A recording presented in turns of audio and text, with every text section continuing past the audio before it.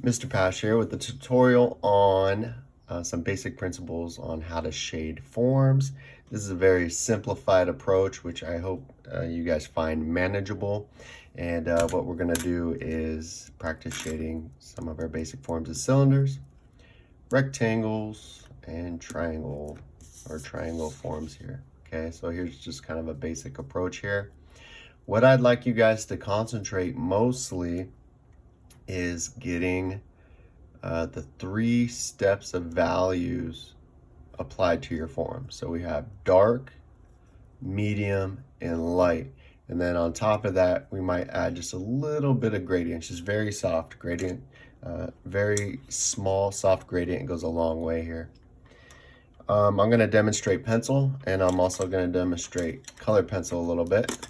If you guys are using colored pencils, the only issue with colored pencils is you have to pretty much choose the colors you guys are going to shade with. So if you have the possibility, try to shade, find a colored pencil that's really light, one that's medium, and really dark of the same type of color context there.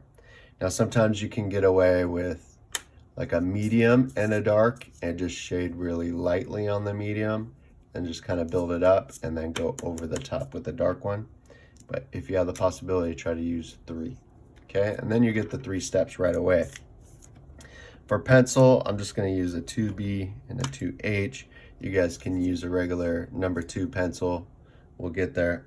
For some reason, I don't have one next to me, but I'll show you guys how to do that. I'm just going to use the 2B, which is not the best scenario, but we'll see where I can get here. Okay. Now, just to speed things up a little bit for you guys, you guys can use your rough draft to practice shading some of these forms. And I would like you guys to do a minimum of 5, and at least 2 of them should be hollow. So hopefully you guys have some hollow forms. If you don't have some on your rough draft just yet, add a couple. Okay. All right, so let's get to it. Let me first demo color pencil here. Okay. What I'd recommend with the colored pencil is to make sure your colored pencils and also your pencils are sharp. Okay, always good to start off with good sharp colored pencils. So there we go. And I'm actually going to use a darker colored pencil. Now, in real life, when we shade forms, especially for reality, there's no really such things as edges. Okay, but you see how I kind of cleaned up the edges. So what I'd recommend is, especially on your rough draft, is go through and clean up what you have. Make sure it's finished. Make sure if you're using a colored pencil, you know exactly where the line should end and stop. You don't want to go through other forms because you won't be able to erase. Okay. Also make sure sometimes colored pencils will smudge, so try not to like guide that ruler right over the top. I'm just gonna freehand the rest of this. I'd recommend using a ruler because you'll definitely want to use that on your final because you'll want nice clean edges there. Okay, so again, this is not pure reality because we're doing an outline, but it'll just help your design pop out a little bit more. So I kind of add that in there. And this one's going to be hollow. And you can see I already have 2 colors going on. That's totally up to you. Now, we want a light, medium, and dark is going to be the face. All the shapes that we start off with are going to be the dark. Okay, we're going to imagine as our vanishing point as like a light source or the sun. So everything on the opposite side is going to be in darkness. Okay, so I like to recommend starting out with light after we outline. And if you're using pencil, I would recommend outlining last once you have everything shaded. And you're going to think, if you have 2 sides, you're going to think, okay, which one is the lightest side? Really, it doesn't matter for this, just as long as you have light, medium, and dark, just so it pops out. But what I'd tell students is if the side is a little bit bigger than the other, it's probably in the light a little bit more. If it's 50-50, you can decide. And again, if you really don't know, it doesn't matter. Okay, so I'm just gonna go light. And on this one, I'll just leave a little bit of light there. And I should have just done a little bit of erasing on here, because I'm getting muddied with some pencil, but that's okay. Okay. Just loosely fill that in. Now, the quality of colored pencils, I'm not usually a stickler on quality art supplies, but when it comes to colored pencils, yes, quality does matter. So I'm actually using a Prismacolor colored pencil because the color is a little bit more saturated. You'll notice on cheaper colored pencils, it's really waxy and hard to get the color out. And sometimes they don't overlap well.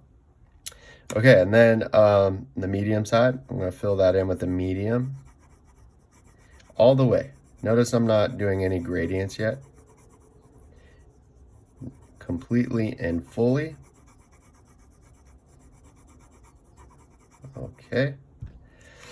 And now I'll do the dark, and this one's filled in. This is hollow, so I'm only going to fill in this part. But if this wasn't hollow, I'd fill in the whole thing. Okay. Fill that in. Try to go really practice being complete and full because you're going to want to do that for your final. Okay, you don't want it to look kind of sketchy or unfinished. Okay. Okay, that looks pretty good. Now, if you guys wanted to add some gradients, here's what I recommend, especially using colored pencil. So on the light side, we'll use a little bit of medium right on top, okay? Right on top of it. People don't realize that with colored pencils, we can overlap. People usually kind of do, side by side type shading. On this, we're just going to go right over the top, okay?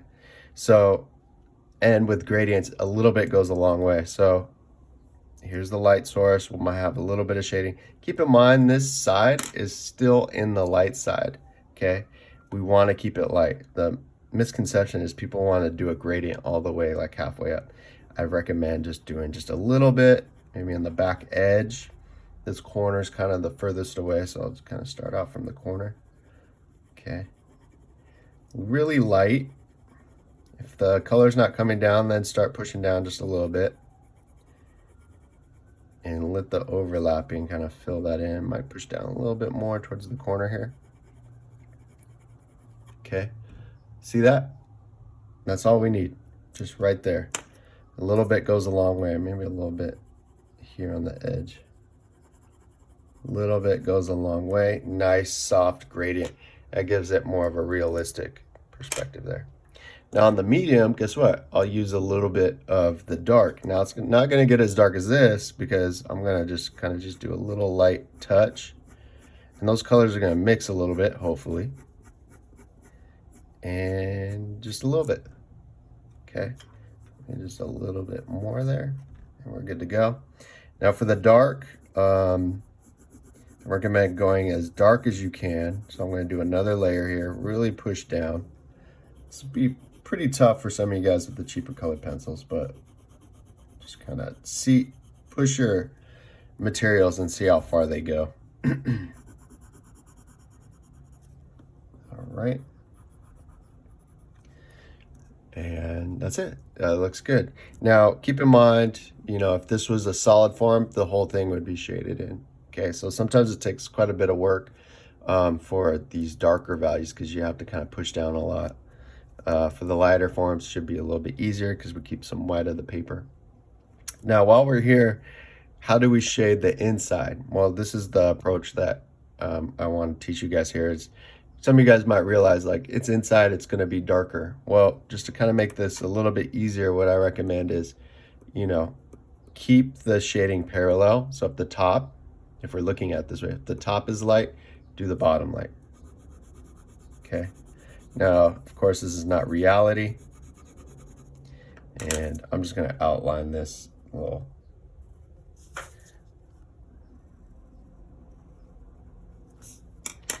one just so I don't get in there. Okay, just a little bit there. I'll take my medium, and the side will follow the side.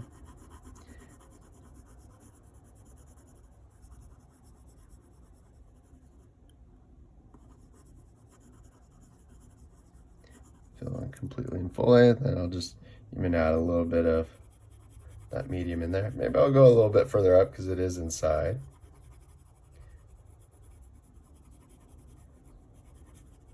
Okay, right over the top of that.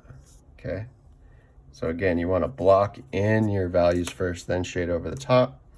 And then it's my medium. Maybe just go a little bit darker there. Just a little touch of the darkest pencil right over the top. So you can see this is the darkest pencil, but it's not getting as dark as this because it's mixing with that color. If I really push down, it would probably get as dark. I'm gonna go a little bit more medium now, just kind of match the tone. All right, that looks pretty good, right? Okay. So this will be pretty much the same approach as the triangle, okay? So this triangle, there we only see one light side on the outside, so this will probably be light.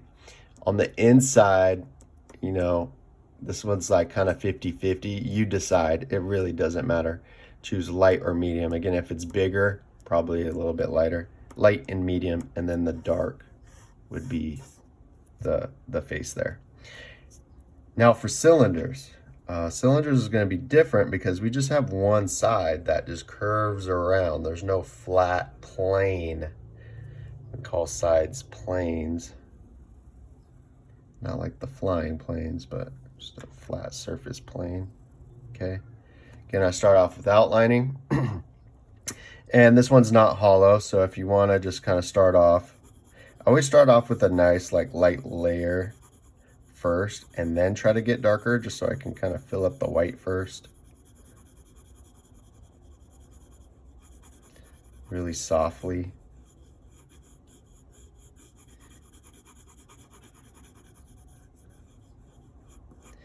Okay, and then it'll take some time to kind of push down and get as dark as I can go. Next week we'll talk about, or 2 weeks, we'll talk about reflective light.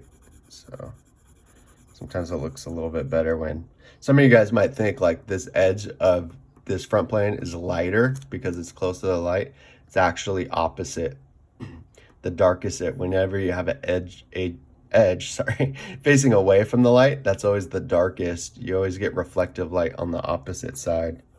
So if you happen to do that, or you're understanding how to do that, which some students do, they kind of think that's happening there, do it on the opposite side. You might feel a little uncomfortable doing that, and like, what's Mr. Pash talking about? He's crazy, but I guarantee that's what it will look like there. And sometimes when you look at it, you might go, oh, okay, maybe that looks a little bit more natural because you've seen it in real life somewhere. Okay, so I'll just kind of leave that, just a little reflective light there. You'll see why in a couple weeks. All right, so so for the cylinders, what I recommend is, since we have one plane, we have dark, we want to go medium and light all on one side. And what I recommend is leaving like a beam of light somewhere kind of towards the middle. And so we're going to go with our lightest colored pencil, or if you have a medium, go as light as you can, really light. You'll notice when I'm trying to go light and soft, my hand is in the back of the pencil. It's not really up close. Okay. And I'm going to leave a beam of light, just like a streak here. Okay, and if you can barely see the transition, that's good, because you want it to blend right in. All right, looking pretty good. Now we'll take our medium, or if you're using pencil, you're just going to go a little bit darker, and towards the edges. So as this wraps around, it gets darker.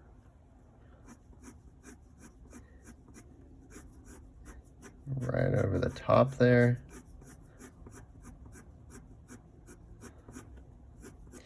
Try to keep it very subtle with your gradients. Sometimes hard shading can work, if you guys know what hard shading is, just kind of like cartoonish. There's no blending.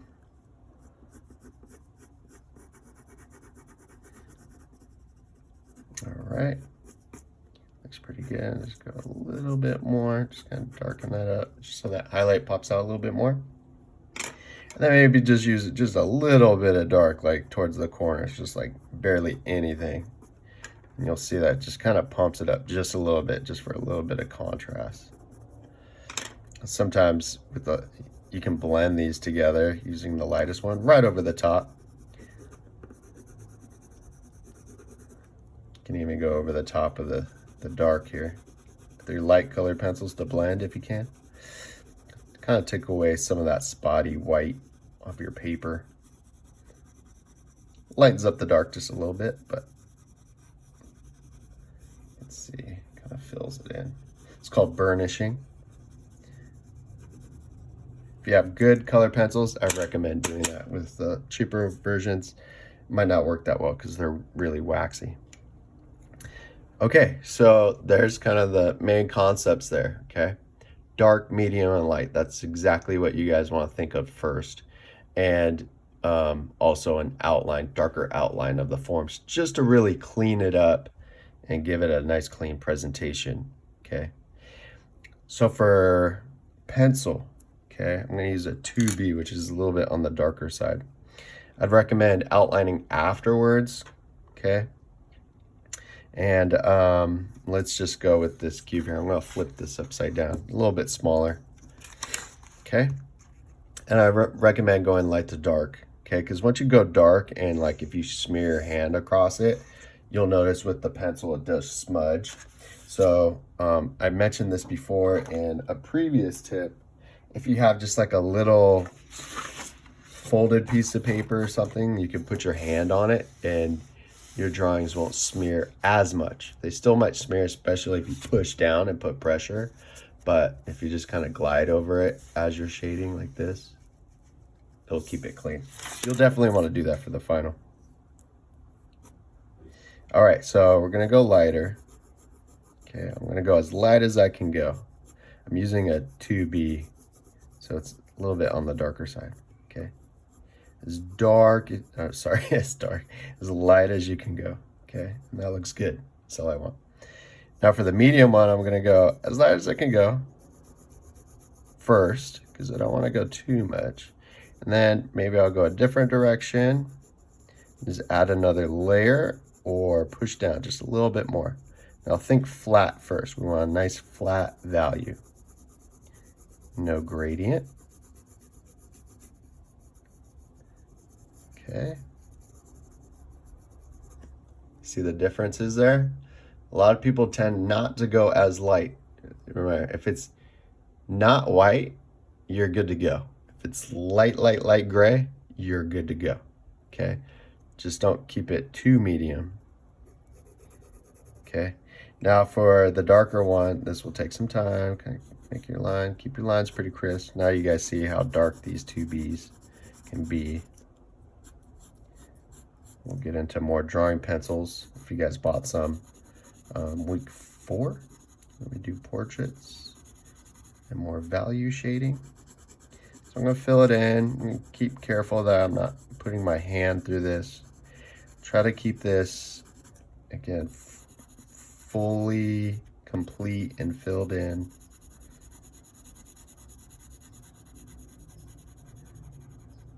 Okay.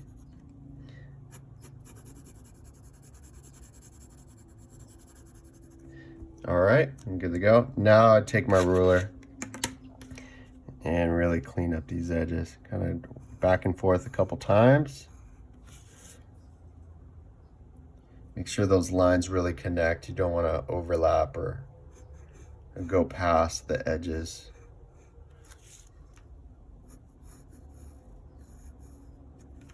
Just gonna use my hand here, just go a little bit quicker.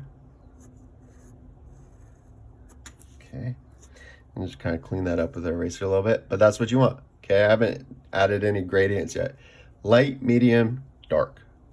Okay, for the light side, might just overlap just a little bit. Okay, don't go too crazy. Just a little bit here. And notice I'm going soft. I'm usually just not doing any pressure here. I'm just overlapping it until it gets a little bit darker. Okay, looks good. And then for this one, overlap again, it'll get a little bit darker. And I always kind of concentrate in the back corners here because they're the furthest away. A subtle gradient. Hold your pencil light. And if you wanted to, maybe just a little bit of white towards the end here. There will be no white here. And we'll notice too that this cube is 50-50, so it doesn't matter which side's light or what side's medium. And that's what that looks like. Okay, so you'll see some examples in there. Now here's an example of some cylinders, keeping that white highlight in here. Here's an example where it's filled in solid. There's one where it's hollow. And for the hollow cylinders, again, we don't have any side, so you guys can repeat this process out here for the inside as well. Or sometimes, usually looks the best. And then when you get in the inside, you can actually do this crescent moon curved shading, so light to medium to dark. So you can kind of do that instead for the inside. Give it that dimensional look. Okay, let's pump this up just a little bit more. Darken it up a little bit. Make those lines a little bit crisper. All right, and I think we're there. Hopefully you guys got that. I'll repeat a little bit more for our final.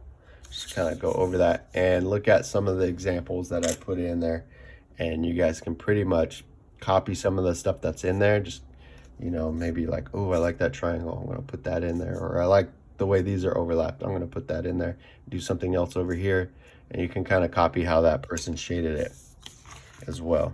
Okay, so there's our examples again. You want at least five shaded. You guys could use your rough draft, or you could use an entirely different sheet if you want. Okay, I recommend not doing some of the smaller shapes. I would recommend doing a little bit of the more medium shapes to practice. I wouldn't recommend super large shapes because, you know, you'll have to shade a lot, but somewhere in the medium, so you're seeing what's going on there. All right, thank you guys.